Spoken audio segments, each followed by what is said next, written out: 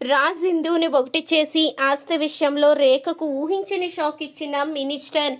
ఈ వీడియో కనుక నచ్చితే తప్పకుండా ఒక లైక్ చేయండి.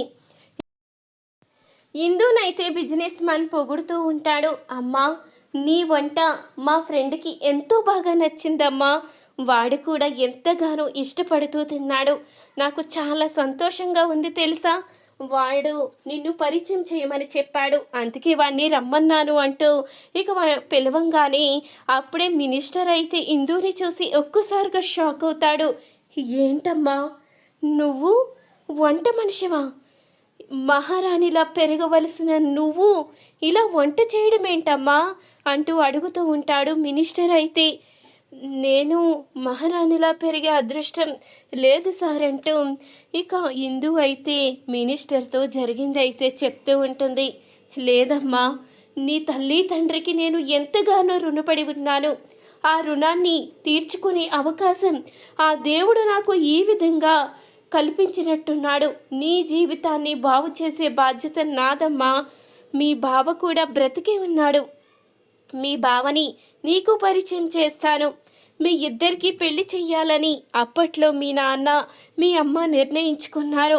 వాళ్ళ కళ కూడా అదే. వాళ్ళ ఆశయాన్ని నిలబెట్టే బాధ్యత నా మీద ఉందమ్మా.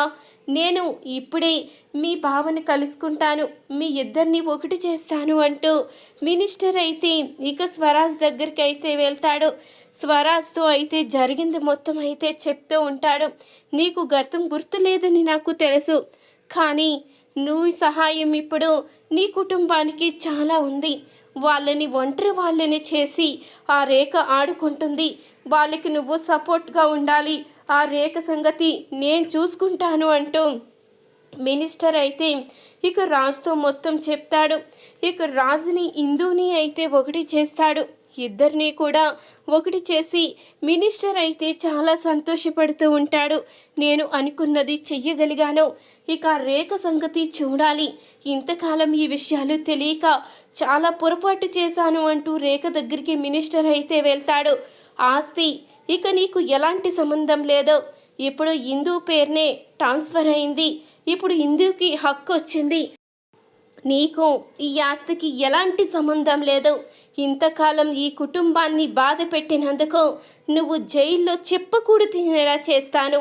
హిందూ ఎంతైతే నరకం అనుభవించిందో అంతకంతా నువ్వు నరకం అనుభవిస్తావంటూ మినిస్టర్ అయితే షాక్ ఇస్తాడు.